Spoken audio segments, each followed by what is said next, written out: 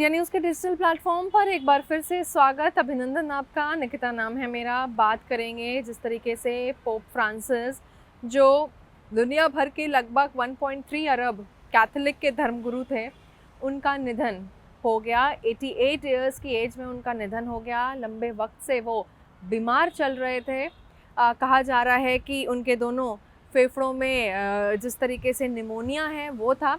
और चौंकाने वाली बात आपको ये भी बता दूं कि पब्लिक अपीयरेंस उन्होंने ईस्टर संडे के मौके पर दिया था और आखिरी बार उन्होंने पब्लिक अपीयरेंस दिया था और उसके अगले ही दिन उनकी मृत्यु हो गई। इस तरीके से लंबे समय से वो बीमार चल रहे थे। ऐसे में कहीं ना कहीं एक शोक की लहर ज़रूर है। मुख्यमंत्री योगी आदित्यनाथ ने भी शोक व्यक्त किया। एक्स पर उन्होंने जो अपने शब्द थे वो लिखे और राजकीय शोक के चलते 3 दिनों तक जो भी कार्यक्रम होंगे सरकारी, उनको भी फिलहाल उस पर फुल स्टॉप लगा दिया है। अब बात यह है कि अगले पोप कौन होंगे।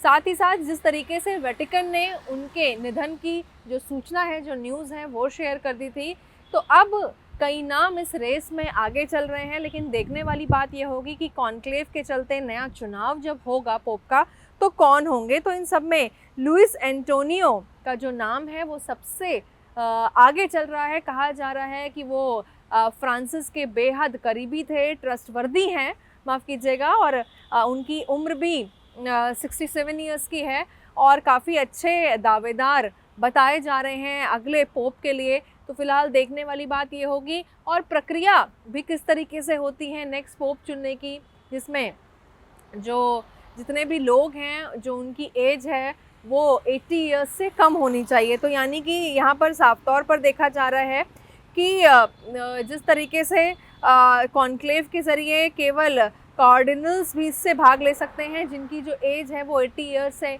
कम होनी चाहिए। तो अब जितने भी नाम चल रहे हैं इस रेस में, उसमें सबसे जो तेज़ नाम है वो फ़िलहाल लुइस एंटोनियो का ही है। देखने वाली बात ये होगी कि पूरी प्रक्रिया के बाद पोप फ्रांसिस की जो चुनाव होता है उसमें जिस तरह से इनका नाम आगे चल रहा है, क्या यही जो नेक्स्ट पोप है यानी कि अगले पोप हैं, क्या यही बनते हैं। हालांकि पोप फ्रांसिस के जो निधन से कई जो कैथोलिक्स हैं, इनफैक्ट सभी लोगों में कहीं ना कहीं एक शोक की लहर ज़रूर दौड़ गई है। 88 ईयर्स की एज में उनका निधन हो गया है। जिस तरीके से वेटिकन की तरफ से जो पुष्टि है वो हुई और दोनों फेफड़े भी बताए जा रहे हैं उनके ख़राब चल रहे थे, लंबे समय से इलाज चल रहा था।